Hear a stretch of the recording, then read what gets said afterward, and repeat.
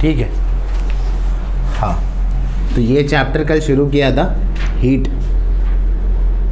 ठीक है, bye basic definition हम ये कह सकते हैं कि हीट क्या एक फॉर्म ऑफ एनर्जी है। जब बेसिकली किसी चीज़ को ट्रांसफ़र करने के लिए हीट काम आती है, हीट ट्रांसफ़र होती है अगर हम कहें तो बी मोर प्रिसाइज। ठीक है, तो हमारा आज का पहला पॉइंट है कि heat is a form of energy, is a form of energy. Heat एक एनर्जी का फॉर्म है और हीट जो है वो ट्रांसफ़र हो सकता है एक पॉइंट से दूसरे पॉइंट की तरफ, ये जो है वो ट्रांसफ़र होता है। ठीक है, अब ये पढ़ने के बाद हमने कल ही एक नया कॉन्सेप्ट रिवाइज़ किया था, आपके लिए तो नया नहीं है, पुराना है। लेटेंट हीट के बारे में हमने पढ़ा था। हमने ये पढ़ा कि भाई लेटेंट हीट होती क्या है एक्चुअली। अगर हम इसके लफ्ज़ी माने देखें, लफ्ज़ी माने मीन्स डिक्शनरी मीनिंग के हिसाब से देखें तो लेटेंट मीन्स हिडन, ऐसी चीज़ जो छुपी हुई है। तो ये टर्म सुनकर थोड़ा सा कन्फ्यूजन होता है कि कौन सी हीट छुपी हुई होगी। एक्चुअली हीट छुपी हुई नहीं होती है, हम हीट देते हैं पर वो रिकॉर्ड नहीं होती। मर्क्यूरी बढ़ता नहीं है, मर्क्यूरी कहाँ नहीं बढ़ता? थर्मोमीटर में, मतलब थर्मामीटर में मर्क्यूरी होता था ना पुराने थर्मामीटर में, जो हम झटक के ज़ीरो पर लाते थे, तो उसमें मर्क्यूरी होता है। आप जब टेम्परेचर मेजर करते हो तो मर्क्यूरी ऊपर जाता है या नीचे आता है। ठीक है, तो इसमें हुआ क्या, इसको समझने के लिए हमने एक ग्राफ को देखा था। उस ग्राफ में हमने ये समझा था कि इस एक्सिस पर हमारे टेम्परेचर था और इस एक्सिस पर हमारे पास क्या था? टाइम था। ठीक है, ये 0, 2, 4, 6, 8 एंड सो ऑन हैंसफोर्थ ऐसा कुछ था। यहाँ 10, 20 and so on up to यहाँ पर कुछ 100 था। ठीक है, मैं टाइम को आगे बढ़ाऊँगा, लगभग 4 मिनट तक मैं जाऊँगा। तो 0 से 4 आए तक मैं टाइम को बढ़ा रहा हूँ। मैं टाइम के साथ साथ क्या हो रहा है, जैसे जैसे टाइम इंक्रीज़ हो रहा है मैं वो हीट भी तो खा रहा है।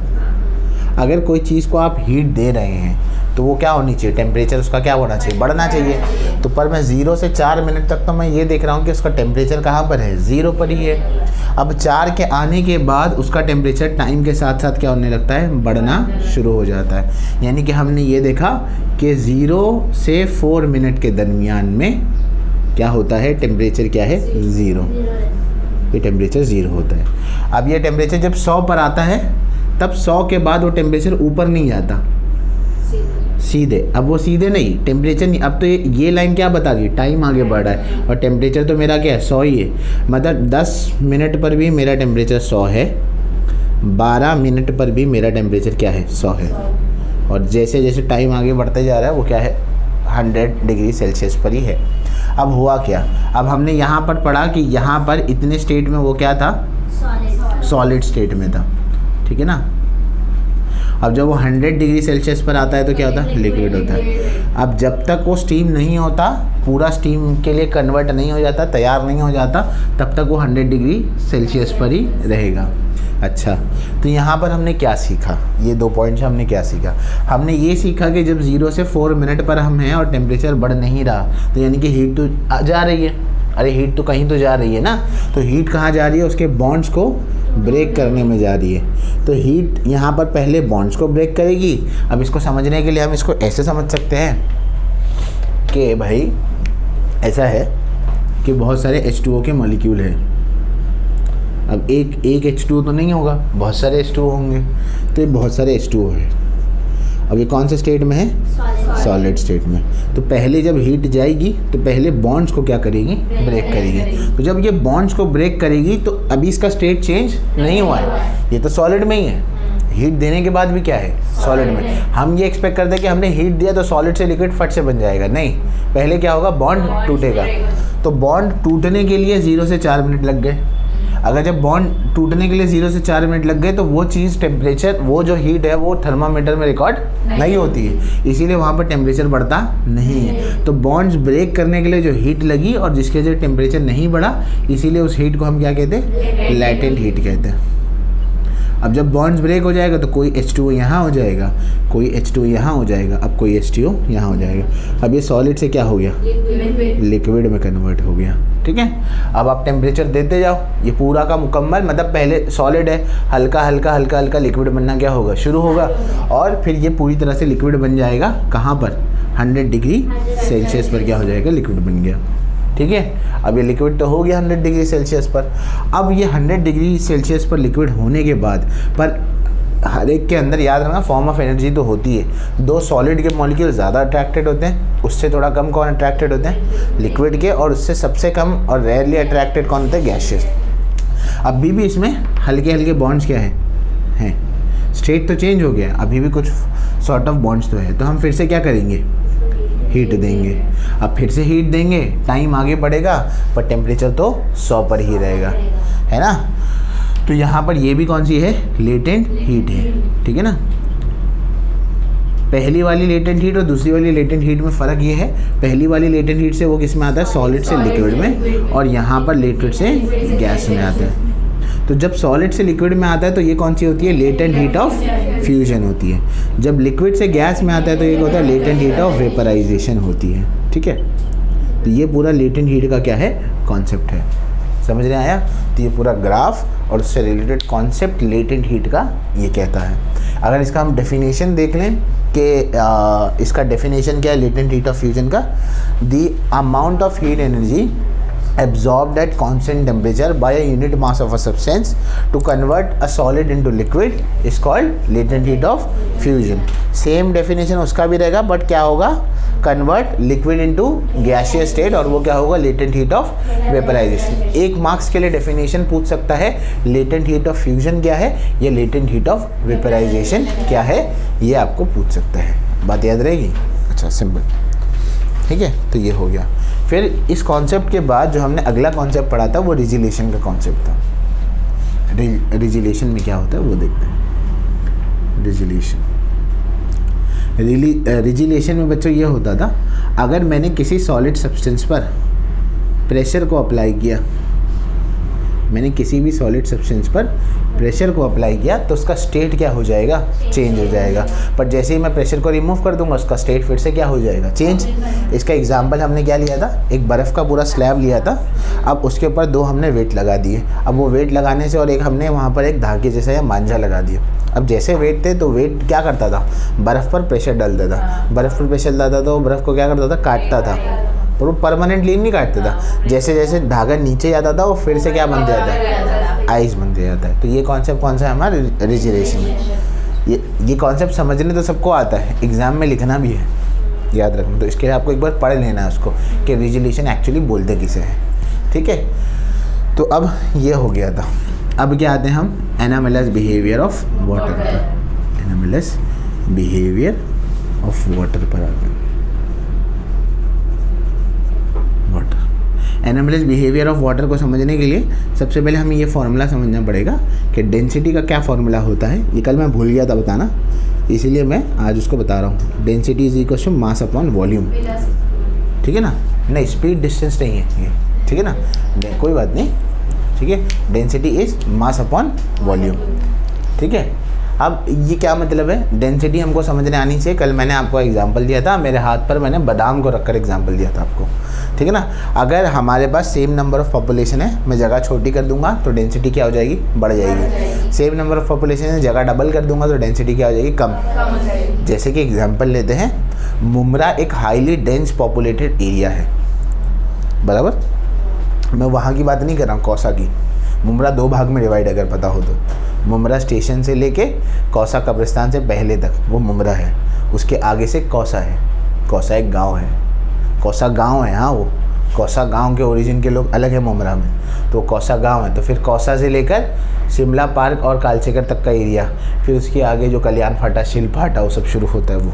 तो मुमरा की बात कर रहा हूँ मैं, क्योंकि अगर आप MM वैली की तरफ जाएंगे तो वहाँ पर मोहल्ले थोड़े बड़े हैं और उसके कंपैरिजन में लोग कम है। जैसे ये एरिया ले लो, हाईली डेंस पॉपुलेटेड एरिया है, शरीफा रोड, अमृत नगर, हाईली डेंस पॉपुलेटेड। क्यों, जगह कम है और लोग क्या है, ज़्यादा, ठीक है। ये फॉर्मूले से हमें ये समझ आता है कि जब जब मैं डेंसिटी को बढ़ाऊंगा तो वॉल्यूम क्या होगा, कम, या मैं वॉल्यूम को बढ़ाऊंगा तो डेंसिटी क्या हो जाएगी, नहीं उल्टा, हाँ वही, वॉल्यूम को कम करूँगा तो डेंसिटी ज़्यादा, ठीक है। अच्छा, तो अगर हम ये बात को समझ लेते हैं तो अब आते हैं हम एनामेलस बिहेवियर ऑफ वाटर की तरफ। एनामेलस का मतलब ही क्या होता है, कंफ्यूजिंग। वाटर हमें एक कंफ्यूजिंग बिहेवियर को क्या करता है, शो करता है। तो इसके लिए कल सरल भाषा में हमने क्या समझा था, हमने ये समझा था अगर मैं वाटर को क्या करूँगा, 0 से 4 डिग्री पर क्या करूँगा, 4 डिग्री सेल्सियस पर लेकर जाऊँ या 0 डिग्री सेल्सियस से 4 डिग्री सेल्सियस पर मैं उसे हीट करूँ, तो यूजुअली क्या होना चाहिए, एक्सपांड, पर वो होता क्या है, कॉन्ट्रैक्ट। वो एक्सपांड नहीं होता, उसकी जगह वो हो जाता है कॉन्ट्रैक्ट। तो अगर वो कॉन्ट्रैक्ट हो जाता है तो कॉन्ट्रैक्ट होने पर सिकुड़ गया, तो कॉन्ट्रैक्ट होने पर 2 इंटरप्रिटेशन है, उसका वॉल्यूम क्या हो जाएगा, मिनिमम, और डेंसिटी क्या हो जाएगी, मैक्सिमम डेंसिटी हो जाएगी। बराबर है। तो सिंपल सरल भाषा में ये एनोमलस बिहेवियर ऑफ क्या होता है, वाटर, जो हमको ये चीज़ दिखाता है। अब एक और एक इंटरप्रिटेशन सुनो डेंसिटी का, फिर उसके बाद आप लिख लेना इसको, सारी काम की चीज़ें ये पूरी नोट डाउन कर लेना। एक और एक चीज़ बता दो, अगर हम पानी के ऊपर लकड़ी को डालें तो क्या होगा, तैरेगी, ऑब्वियस सी बात है तैरेगी। क्यों, पानी के ऊपर हम जाएंगे तो क्या होगा, तैरेंगे, डूब जाएंगे। वेट ज़्यादा है तो अब मैं बहुत बड़ी लकड़ी लेके डाल देता हूँ, 100 किलो की लकड़ी डाल देता हूँ, तब पानी के ऊपर तैरेगी। अब आप 100 किलो का तो कोई नहीं होगा यहाँ पर, तब हम तो डूब जाएंगे। छोटा बच्चा भी तो डूब जाता है पानी में, ठीक है ना, इंसान की पापों की वजह से होता है वो। नहीं, ठीक है, मजाक कर रहा हूँ। होता क्या है वो सुनो, डेंसिटी का कॉन्सेप्ट आता है, पानी से हल्का होता है, पानी के अंदर कौन सी चीज़ डूबती है उसको सुन लो। पानी के अंदर वो चीज़ डूबती है जिसकी डेंसिटी पानी से क्या हो, ज़्यादा। ऐसे अगर होता तो शिप, इतनी बड़ी बड़ी क्रूज शिप कैसे चलती है, तो पानी में डूब जानी चाहिए भाई, अरे डूबनी चाहिए ना। वो ऐसे मटेरियल से बनती है जिसमें पानी से कम डेंसिटी उनकी होती है, इसीलिए वो क्या कर पाती है, तैर पाती है। इसका मतलब ये है कि अगर पानी में कोई वज़न चीज़ होगी, यानी कि पानी की डेंसिटी से ज़्यादा होगी तो नीचे चली जाएगी, अगर पानी की डेंसिटी से कम होगी तो क्या होगी, फ्लोट कर जाएगी। इतनी बात समझ में आ रही है, पक्का, ठीक है। अब ये लिख लो जो लिखना है तुमको इसमें, ठीक है। तो ये ग्राफ जो है वो एनोमलस बिहेवियर ऑफ वाटर को बताता है। यहाँ पर टेम्परेचर है, ठीक है, और सॉरी यहाँ पर डेंसिटी है आपकी डेंसिटी है, और यहाँ पर आपका टेम्परेचर है, ठीक है। तो हमने ये पढ़ा था एनोमलस बिहेवियर ऑफ वाटर में, जैसे एक पर्टिकुलर टेम्परेचर बढ़ता जाता है 0 से 4 डिग्री में, तो उसकी डेंसिटी क्या होती चली जाती है, कम होती जाती है, और 4 के बाद उसकी डेंसिटी क्या हो जाती है, बढ़ जाती है। तो एग्ज़ाम में इससे ये क्वेश्चन भी आ सकता है कि ग्राफिकल बेस्ड क्वेश्चन, आपको पीछे वाला ग्राफ दे देगा, हाँ बोलो, है ना, ओके। तो वही, तो या तो आपको पीछे वाला ग्राफ दे देगा, या तो ये वाला ग्राफ दे देगा, या अगर पेपर को हार्ड बनाना हुआ तो ग्राफ में थोड़ा सा चेंज लाकर आपको ग्राफ को रीड करने वाला क्वेश्चन दे देगा। इसलिए कल मैंने आपको ग्राफ को रीड करना सिखाया है कि ये रीड क्या होगा, ये ऊपर से ऐसा क्यों जा रहा है, ये ऐसा क्यों जा रहा है, आप रीड करना सीखे। भले से वैल्यू चेंज हो जाए, आपको रीड करना आता है ग्राफ तो आप कर पाएंगे इंशाल्लाह, ठीक है। बहुत रेयर होगा अगर ऐसा चेंज हुआ तो ये ग्राफ था। अब आते हैं होप्स अपैरेटस पर। ये काफ़ी बच्चों को कन्फ्यूजन रहता है इसकी वर्किंग को लेकर, और ये कैसे काम करता है, और इसका ये है क्या, मकसद क्या है। तो अब जो हम अपैरेटस के बारे में पढ़ेंगे वो है hopes apparatus. Hopes apparatus basically anomalous behaviour of water को जो हम देखते हैं उसको साबित करता है, प्रूफ करता है।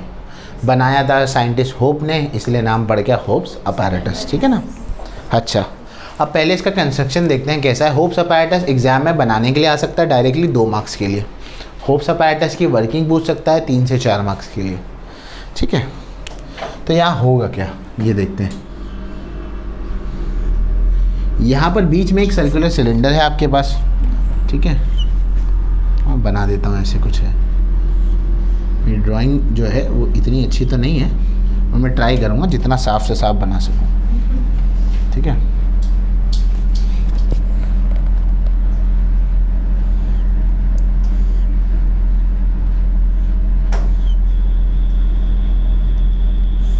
यहाँ पर ये पूरा है ऐसे, चलो मैं मिडल में भी बना देता हूँ। 3D में है तो ये पूरा होगा गोल पीछे तक, ठीक है।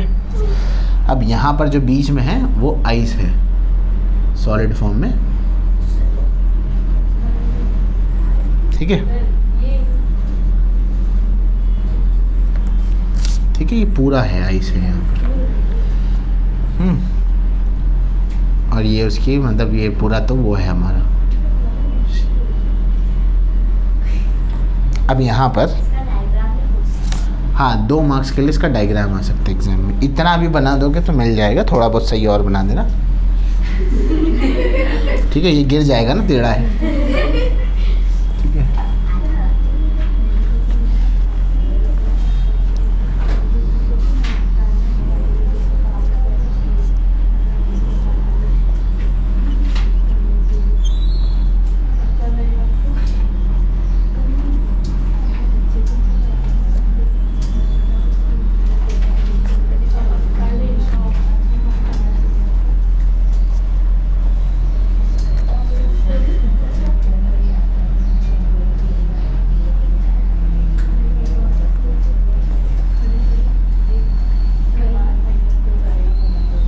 ठीक है, तो ये आपका होप्स अपैरेटस है। ध्यान से सुने इस बात को, होप्स अपैरेटस में होगा क्या। आपको पहले स्ट्रक्चर को समझना है कि स्ट्रक्चर बेसिकली है क्या। एक सिलेंडर है, ठीक है, और यहाँ पर एक ऐसा बाउल फिट है और उसके अंदर बर्फ़ हमने रखा है। थर्मामीटर को हमने 2 पॉइंट पर लगाया, नीचे वाले थर्मामीटर को T1 का है, ऊपर वाले थर्मामीटर को T2 का है। अब बर्फ़ ऑब्वियसली पिघलेगी तो पानी निकलेगा, पानी यहाँ पर कहीं पर आउटलेट में कलेक्ट होगा। इसे कहा गया है फ्रीजिंग मिक्सचर। फ्रीजिंग मिक्सचर इसीलिए कहा गया है क्योंकि इसमें बर्फ़ के साथ साथ सॉल्ट भी है, ठीक है, तो इसीलिए फ्रीजिंग मिक्सचर हो गया। बर्फ़ के साथ सॉल्ट इसीलिए डालते हैं क्योंकि वो जल्दी पिघले ना, ठीक है, इसलिए नमक डाला जाता है। आइसक्रीम वाले जो होते हैं अपने फ्रिज में जब बर्फ़ को रखते हैं, या कुल्फ़ी वाला बर्फ़ को रखता है तो उसमें देखो मोटे नमक पड़े होते हैं। वो होती है ना छोटी गाड़ी लेता है कुल्फ़ी की, उसको निकालो तो देखो मोटा नमक और वो रहता है, ताकि बर्फ़ जल्दी पिघलना नहीं है उससे और उसकी कुल्फ़ी जमी रहेगी ऐसे। अब ये hopes apparatus anomalous behaviour of water को दिखाता कैसे या दर्शाता कैसे वो देखते हैं। आपको एनोमलस बिहेवियर ऑफ वाटर याद होना चाहिए पहले।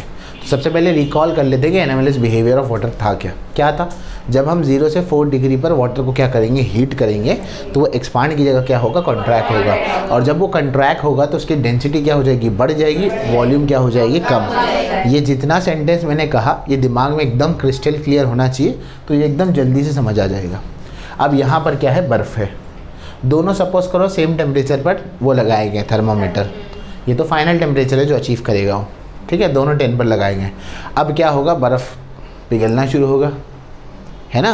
बाहर रखोगे तो बर्फ़ को क्या होगा, पिघलेगा ना, पिघलना शुरू होगा तो उसका टेम्परेचर क्या होगा, कम होना शुरू होगा। अब आपको मालूम है जब टेम्परेचर कम होना शुरू होगा तो ये उल्टा आएंगे। सपोज़ करो दोनों 10 डिग्री पर है तो ये उल्टा आएंगे, 10 से क्या होंगे 8, ऐसे सपोज़ करो, ठीक है ना। अब ये यहाँ पर ये होगा जब ये 0 से 4 डिग्री सेल्सियस के दरमियान में ये बर्फ़ क्या करेगा, उसकी डेंसिटी क्या हो जाएगी, 0 से 4 डिग्री सेल्सियस पर बढ़ जाएगी ना। भूल गए तुम, देखो 0 से 4 डिग्री सेल्सियस पर वाटर क्या होता है, कॉन्ट्रैक्ट। अगर कॉन्ट्रैक्ट होता है तो इसका इंटरप्रिटेशन क्या होता है, डेंसिटी का बढ़ जाना और वॉल्यूम का, ठीक है। अब ये चीज़ ऊपर रखी हुई है, हाँ, और यहाँ पर वाटर है, अंदर क्या है, यहाँ पर वाटर, पानी है यहाँ पर, ठीक है ना। अब मुझे बताओ ये वाटर है यहाँ पर और ये चीज़ यहाँ पर रखी हुई है। जब इसकी डेंसिटी बढ़ जाएगी तो ये जो बर्फ़ के टुकड़े होंगे कहाँ जाएंगे, नीचे जाना शुरू होंगे। अरे होंगे या नहीं होंगे, बराबर है। तो ये जो बर्फ़ पिघलना यहाँ से शुरू हो जाएगा तो ये अब जब डेंसिटी बढ़ जाएगी तो नीचे आएगा। अब जब बर्फ़ नीचे आएगा तो ये वाला पानी ठंडा हो जाएगा। ये 10 डिग्री पर था तो कहाँ तक जाता जाएगा, पीछे तक जाता जाएगा। कहाँ तक गया, 4 डिग्री सेल्सियस तक जाके रुक गया। क्या हो जाएगा, वहाँ पर आकर रुक जाएगा। ये समझे, यहाँ पर बर्फ़ था पहले, हाँ, बर्फ़ जब था तो पूरा 0 डिग्री पर क्या था, बर्फ़ था। अब वो पिघलना शुरू होगा, बर्फ़ पिघलना जब शुरू होगा तो उसकी डेंसिटी हमको मालूम है कि जब इसका टेम्परेचर कम होगा, पहले किसका टेम्परेचर कम होगा, इसका नहीं ना, इसका, किसका टेम्परेचर कम होगा, इसका। जब इसका टेम्परेचर कम होगा तो इसकी डेंसिटी बढ़ेगी तो क्या होगा, वज़न हो जाएगा। अब यहाँ पे पानी है, यहाँ पे क्या है, पानी है। अब ये बर्फ़ का या तो 2 चीज़ हो सकता है, या तो इसका टुकड़ा ऊपर चले जाए तो कहाँ जाए, नीचे आ जाए। नीचे कब आएगा, जब पानी से क्या हो जाए, वज़न हो जाए। पानी से वज़न होगा तो डेंसिटी को क्या करना पड़ेगा, बढ़ाना पड़ेगा। डेंसिटी बढ़ाना है तो हमको कौन से टेम्परेचर तक आना पड़ता है, 0 से 4 डिग्री सेल्सियस। और जब 4 डिग्री सेल्सियस तक, अब यहाँ पर नीचे से बर्फ़ के टुकड़े यहाँ गिरने शुरू होंगे तो यहाँ से पानी ठंडा होगा तो टेम्परेचर क्या होगा, कम होना शुरू हो जाएगा। तो यहाँ पर कम होना शुरू हो गया टेम्परेचर, या 4 डिग्री पर आकर रुक जाएगा। क्यों, अब ये 4 डिग्री पर आ गया अब 4 डिग्री पर आएगा तो इसकी ये जो डेंसिटी थी यहाँ पर क्या हो गई, मैक्सिमम। अब बर्फ़ और पिघलना शुरू होगा। अब जब और पिघलना शुरू होगा तो अब क्या होगा, अब ये हो जाएगा, देखो यहाँ तक तो हो गया। अब जैसे ही बर्फ़ और पिघलेगा, आइस और मेल्ट होगा तो क्या होगा, अब इसका उल्टा बिहेवियर शो करेगा। अब डेंसिटी क्या हो जाएगी, डेंसिटी कम हो जाएगी और वॉल्यूम क्या हो जाएगा, ज़्यादा हो जाएगा। जब डेंसिटी कम हो जाएगी तो पानी के ऊपर फ्लोट करेगा। अब जब पानी के ऊपर फ्लोट करेगा तो टेम्परेचर कहाँ से कम होगा, यहाँ से कम होगा, समझना है। और वो कहाँ तक कम होगा, वो कहाँ तक जाएगा, 0 डिग्री सेल्सियस तक जाएगा।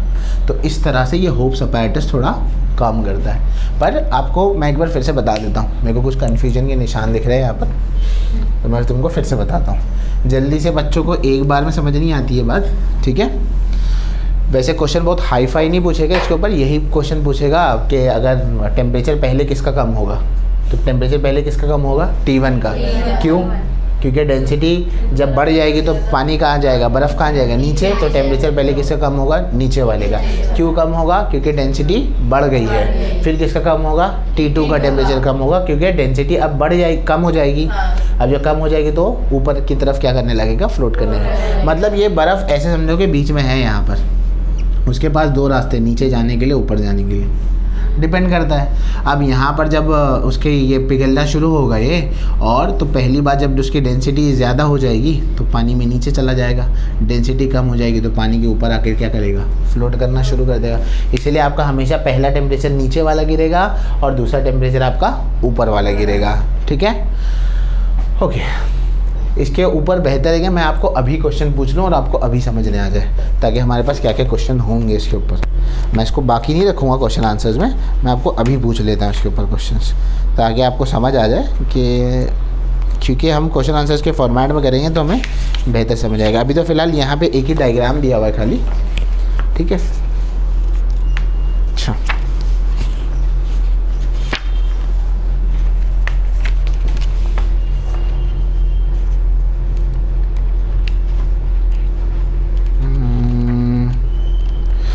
और हमारे पास जो इसके क्वेश्चंस हैं,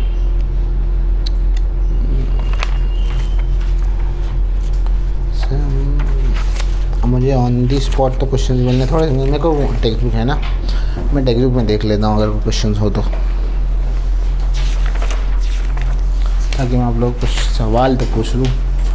किताब में भी सवाल नहीं है, ठीक है।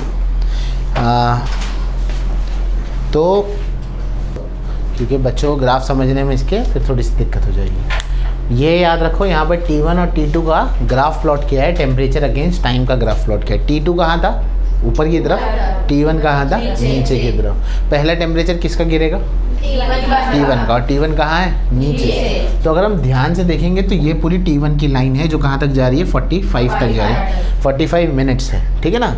मतलब ये क्या था, टेम्परेचर क्या हुआ, कम होना शुरू होगा ना, 12 से ऐसे क्या होते हैं, कम होते जाएगा। तो टेम्परेचर 0 आने पर उसे कितने मिनट लग गए, 45 मिनट्स क्या हो गए, लग गए, ठीक है ना। अब यहाँ जो T2 की लाइन है उसको देखो। अब T2 जो है वो जल्दी गिरेगा और 0 पर जल्दी आएगा। क्यों, क्योंकि डेंसिटी कम हो जाएगी तो नीचे का पानी ऊपर वो कंटिन्यूसली क्या करेगा, फेंकता रहेगा, और वो कब तक जाता रहेगा, जब तक वो कहाँ चले जाए, 0 पर। अब वो जब 0 पर हो जाएगा तो उसके बाद फिर कौन नीचे 0 पर होगा, T2, समझे, T1। देखो ऐसा था, पहले टेम्परेचर इसका गिरेगा कहाँ तक, 4 डिग्री सेल्सियस तक। फिर अब क्या हो जाएगी, आपकी डेंसिटी क्या हो जाएगी, मिनिमम हो जाएगी। तो अब पानी ठंडा वाला ऊपर की तरफ जाना शुरू होगा, तो 10 से फटाफट कहाँ जाएगा, 0 डिग्री सेल्सियस पर। अब ये 0 पर है, ये 0 डिग्री सेल्सियस पर है, और ये 4 डिग्री सेल्सियस पर है। तो एक सिस्टम में 2 अलग अलग टेम्परेचर तो नहीं हो सकते। तब अब ये पानी आपस में इंटरमिक्स होना शुरू होगा, और फिर ये वाला टेम्परेचर कहाँ आएगा, 0 डिग्री से। तो इस तरह से जो पहले गिरा था वो नहीं जाएगा 0 पर, जो बाद में आया था वो कहाँ जाएगा, पहले 0 पर, फिर उसके बाद ये 0 पर आएगा। इतनी बात समझे। और यहाँ पर दोनों का एक पॉइंट ऑफ इंटरसेक्शन जो कि 4 डिग्री टेम्परेचर पर है, यानी कि एक पॉइंट, मतलब पॉइंट ऑफ इंटरसेक्शन यानी कि एक कॉमन पॉइंट जहाँ पर वो लोग, मेरा ग्राफ थोड़ा सा ऊपर नीचे है, ठीक है ना, यानी अराउंड 30 मिनट्स के अराउंड, 30 मिनट जब होंगे तो दोनों का टेम्परेचर सेम होगा। 30 मिनट जब होंगे तो दोनों का टेम्परेचर लगभग कितना डिग्री सेल्सियस होगा, नहीं 4 डिग्री। ये 30 मिनट है ना, सपोज करो ये 4 को ऊपर कर देता हूँ, ठीक है ना। तो 30 मिनट पर लगभग दोनों का टेम्परेचर कितना होगा, 4 डिग्री। और ये 45 मिनट पर जो है T1 जो है वो 45 पर आएगा और T2 जो है 30 मिनट्स पर 0 पर आ जाएगा। समझ गए। तो ये ग्राफ का इंटरप्रिटेशन था। तो ये तकरीबन होप्स अपैरेटस से जितने भी क्वेश्चन पूछे जा सकते हैं हमने सारे के सारे देख रहे। टेम्परेचर किसका कम होगा, क्यों कम होगा, वो 4 तक ही क्यों जाएगा, फिर वो 0 तक कैसे जाएगा, वो क्यों 0 बनेगा, फिर उसके बाद ये फिर क्यों 0 बनेगा, ये सारा का सारा पता है। अगर मैं क्वेश्चन ही पूछना चाहूँ ना तो मैं होप्स अपैरेटस पर 8 क्वेश्चन बना सकता हूँ। सिर्फ होप्स अपैरेटस पर 8 क्वेश्चन बन सकते हैं। कुछ नहीं तो पेपर को हार्ड बनाने के लिए बोल देंगे कि ग्राफ ही प्लॉट करके दे दो होप्स अपैरेटस का। ये ग्राफ है, हार्ड क्या है इसमें, हार्ड है नहीं, कुछ हार्ड नहीं है। समझ गया तो कुछ हार्ड नहीं है, ठीक है ना। 3 ग्राफ इस चैप्टर से हमने पढ़े अभी तक, तीनों समझने आने चाहिए, ठीक है।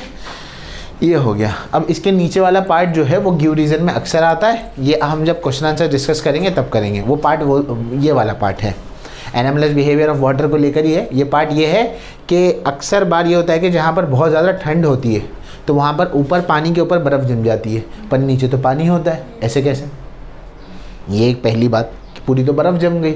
अब ये पूरी ऊपर बर्फ़ जम गई तो नीचे पानी कैसे हो गया। नहीं, अब एनोमलस बिहेवियर ऑफ वाटर को अप्लाई करनी है यहाँ सोचो।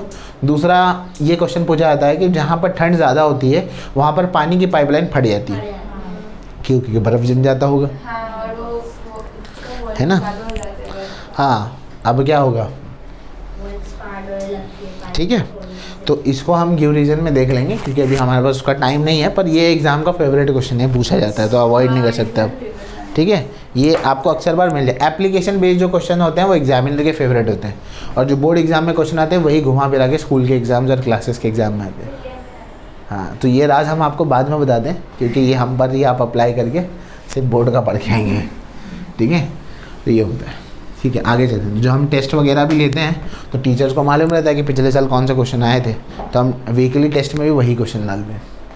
अब बच्चा फिगर आउट करने तक उसको साल निकल जाता है, इतना सोचते कौन बैठेगा कौन से क्वेश्चन डालने, ठीक है। अगला कॉन्सेप्ट जो है वो ह्यूमिडिटी का कॉन्सेप्ट है और ड्यू पॉइंट का कॉन्सेप्ट है। ह्यूमिडिटी मतलब क्या, तो बता सकता है। ह्यूमिड एयर होती है, हाँ, एयर जिसमें मॉइस्चर होता है। अब एयर में मॉइस्चर आता कहाँ से है, एयर में मॉइस्चर कहाँ से आता है, हाँ सुन लो अब ध्यान से। हाँ, वाटर आता कहाँ से, बहुत आसान है ना। अब क्या होगा, बहुत ज़्यादा हीट हो जाएगी। अंग्रेज़ी में एक बहुत ज़्यादा हीट होने के लिए एक वर्ड है स्क्रॉचिंग हीट करके एक वर्ड है, ठीक है ना। बहुत ज़्यादा एक्सट्रीम हीट हो गई। अब हीट होने से क्या होगा, वो पानी पर पड़ेगी हीट, सब पर भी पड़ेगी, सब पर पड़ेगी, हम पर भी पड़ेगी, सब पर पानी पर भी पड़ेगी। पानी खुले में होगा, पानी गर्म होगा, टेम्परेचर मिलेगा तो पानी किस में बनेगा, भाप में बनेगा। तो ये पानी जो लिक्विड में था, हाँ, अब ये स्टीम में बनना शुरू होगा और स्टीम क्या होगा, गैस होगा। अब ये जो स्टीम है ये जाएगा कहाँ, अब आप बोलेंगे हम सर बादल बनेगा, फिर काले मेगा बारिश होगी, ठीक है ना। हाँ, वो बहुत आगे की बात है, उससे पहले भी कुछ होता है, ठीक है। तो ये गैस तो बन गया। अब गैस बनने पे क्या होगा, हमारे आसपास में बहुत सारी हवा है, भले से पॉल्यूटेड हवा है पर हवा तो है, ठीक है, मान लेते हैं कि हवा है। दिल्ली वालों के लिए तो और मुश्किल है, बम्बई में अभी भी ठीक ठाक हवा है पर बहुत दूर है अब हवा में, मैं अब तक सर्दी झेल रहा हूँ। हाँ, तो ये बहुत पॉल्यूशन हो गया सही में। तो ये अब हवा है यहाँ पर, तो ये जो स्टीम जो है इस हवा में मिक्स हो जाएगा। अब हमारे पास एयर प्लस क्या है, वाटर। ये एयर प्लस वाटर जो है यही क्या है आपका, मॉइस्चर। आसान भाषा में समझा क्या है, ये किताब में नहीं है, पहले ये समझने की ज़रूरत है। आसान भाषा में ये है। अब बताओ, जितना गर्मी होगी उतना ज़्यादा पसीना आएगा। एक्चुअली वो पसीना कम, मॉइस्चर ज़्यादा होगा। एयर में क्या होगा, मॉइस्चर ज़्यादा होगा। अब आप IPL की मैचेस देख लें, वो चेन्नई में होती है। एक बार चेन्नई में मैच हो रहा था IPL का, तो सचिन तेंदुलकर जो थे वो डिहाइड्रेट हो गए, क्योंकि उतना ज़्यादा क्या होता है ना, गर्मी हो जाती है ना, क्योंकि गर्मी ज़्यादा है तो एयर में मॉइस्चर भी क्या हो जाएगा, बहुत ज़्यादा, फिर पसीना आपको ज़्यादा आने लगेगा, ठीक है। तो ये इस तरह से, तो एयर में क्या होता है, वाटर क्या होता है, मिलते चला जाता है। तो इससे जो मॉइस्चराइज एयर होती है वो क्या होती है, ह्यूमिड हो जाती है, ठीक है ना। इसे क्या कहते हैं, ह्यूमिड। और इसी कॉन्सेप्ट को हम क्या कहते हैं, इसका नाउन फॉर्म है, वर्ब फॉर्म हम कहेंगे तो क्या होगा, ह्यूमिडिटी। तो ह्यूमिडिटी का कॉन्सेप्ट कुछ ऐसा ही है। अब इसमें सुनते हैं कि होगा क्या, एक्चुअली ड्यू पॉइंट को समझते हैं। अब क्या होता है, ह्यूमिडिटी तो ये है, अब ड्यू पॉइंट क्या होता है वो समझो। अब इसमें एयर में वाटर तो मिल रहा है, पर एयर क्या है, गैस है, गैस के मॉलिक्यूल के बीच में क्या जगह है, क्योंकि एयर में ऑक्सीजन के अलावा बहुत सारी चीज़ें होती है, नाइट्रोजन भी होता है, सबसे ज़्यादा मात्रा में तो नाइट्रोजन होता है एयर में, सिर्फ ऑक्सीजन नहीं होता। तो इसके अंदर हवा जो गैस है उसके बीच में ये हवा तो आके मिलते तो चली जाएगी, पर एक टाइम आएगा जब हवा क्या हो जाएगी, पूरी भर जाएगी। हाँ, वाटर क्या हो जाएगा, हवा में पूरा भर जाएगा।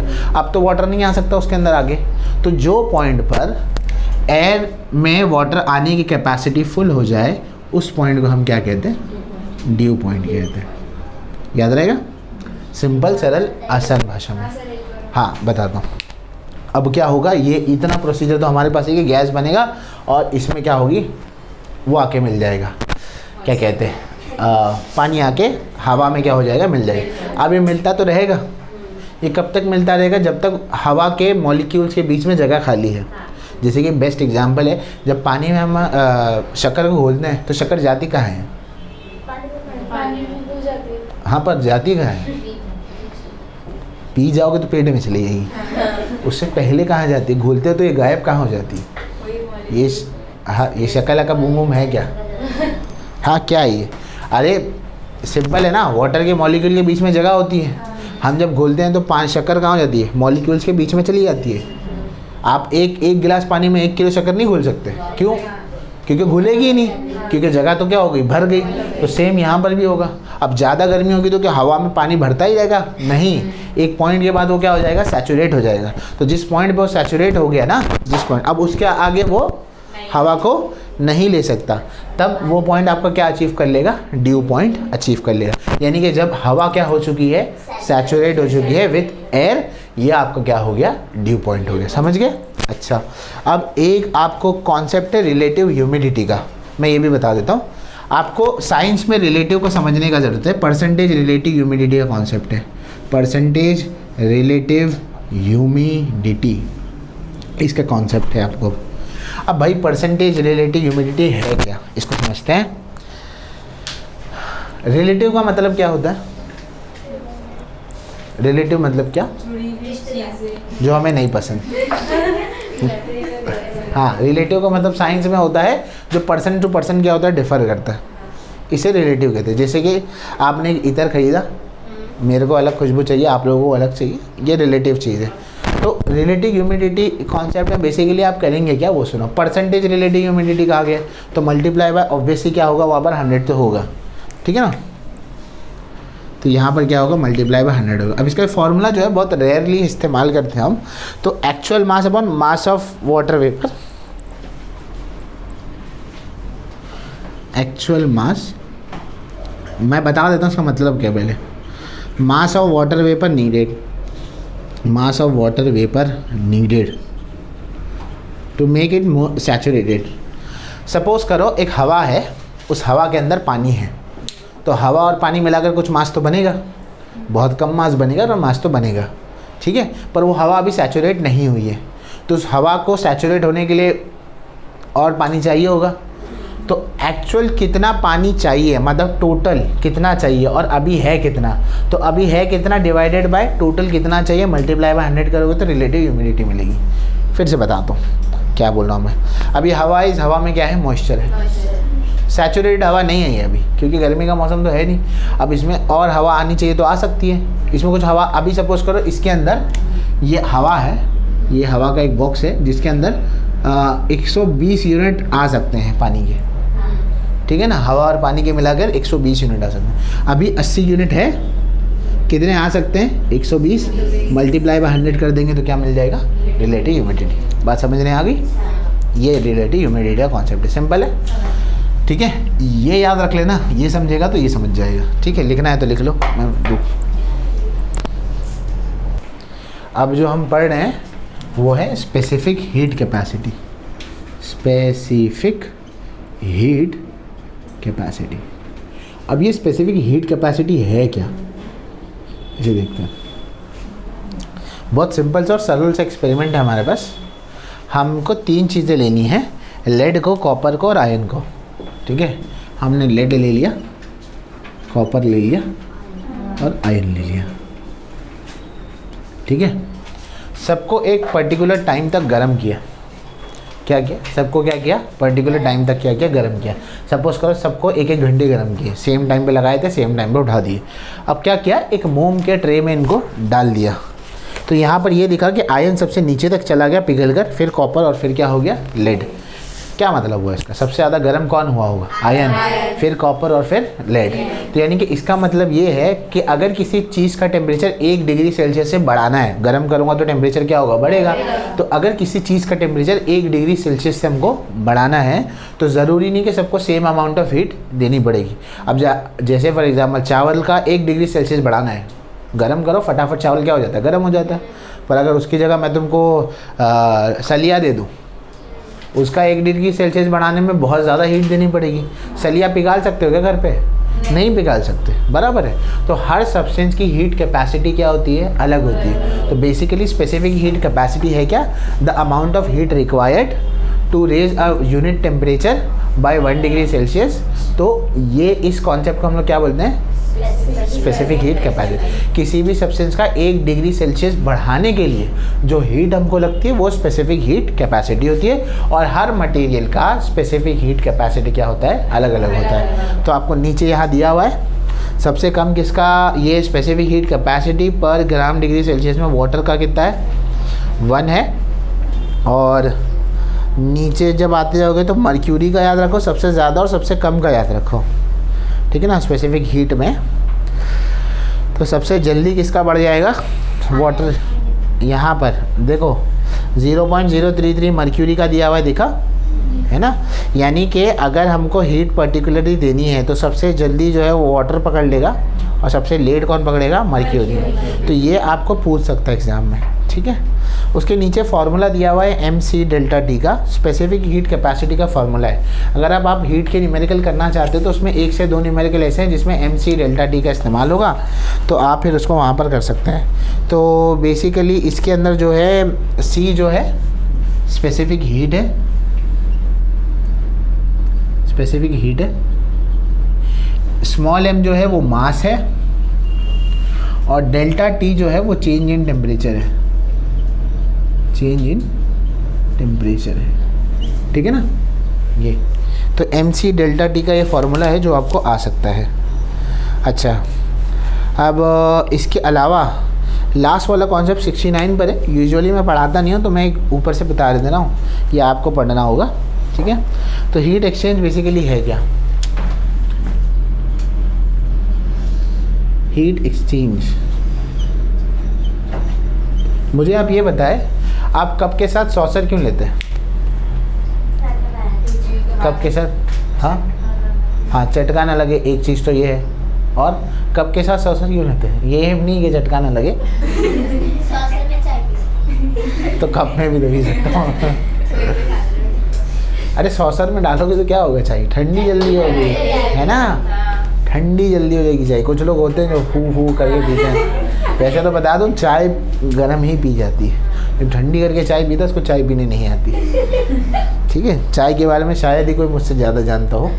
तो अब हम हीट एक्सचेंज पर आते हैं। तो यहाँ पर यही होता है, जब हम सॉसर में डालते हैं तो क्या होता है, जल्दी ठंडा हो जाएगा क्योंकि इसका एरिया क्या हो गया, बड़ा।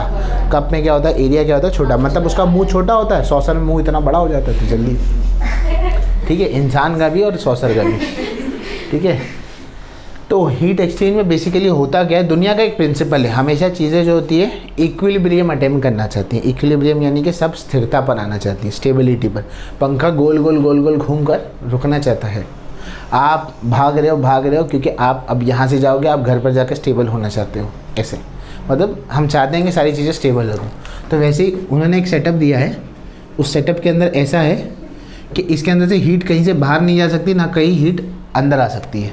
और 2 ऑब्जेक्ट है, एक हॉट ऑब्जेक्ट दिया हुआ है, एक कोल्ड ऑब्जेक्ट दिया हुआ है, ठीक है ना। अब कोल्ड ऑब्जेक्ट ठंडा होगा, हॉट ऑब्जेक्ट क्या होगा, गर्म होगा। तो यहाँ पर क्या होगा ना, ये हॉट ऑब्जेक्ट से हीट क्या होगी, बाहर निकलेगी, ऑब्वियसली गर्म है। कौन एब्जॉर्ब करेगा, कोल्ड ऑब्जेक्ट। कब तक ऑब्जेक्ट एब्जॉर्ब करेगा, जब तक दोनों का टेम्परेचर क्या नहीं हो जाए, इक्वल नहीं हो जाए। तो हीट एक्सचेंज में यही बताया जाता है कि अब जैसे कि इसका और एक बेटर एग्जांपल देता हूँ। आपने शायद हाइपोथर्मिया का नाम सुना हो। हाइपोथर्मिया में हमारा बॉडी का जो नॉर्मल टेम्परेचर होता है उससे वो टेम्परेचर नीचे गिर जाता है। बीच में लोग डोलो बहुत खाते थे, है ना, आपने इंटरनेट पर मीम्स भी देखे होंगे, डोलो खाते हो, डोलो 650 खाते थे लोग। डोलो गोली होती है बुखार सर्दी, ठीक है, आजकल तो काफ़ी कॉमन थी, तो सभी को मालूम थी। तो कोई लोग जब डोलो खा लेते थे ना, जिनका बॉडी को सूट नहीं होता था, तो उनका टेम्परेचर नॉर्मल से गिर जाता था नीचे, और उनको ठंडी लगना शुरू होती थी। होता क्या है, हमको ठंडी कब लगेगी या हमको गर्मी कब लगेगी, ये कब होगा, जब हमारा एनवायरनमेंट से टेम्परेचर क्या होगा, सेट नहीं होगा।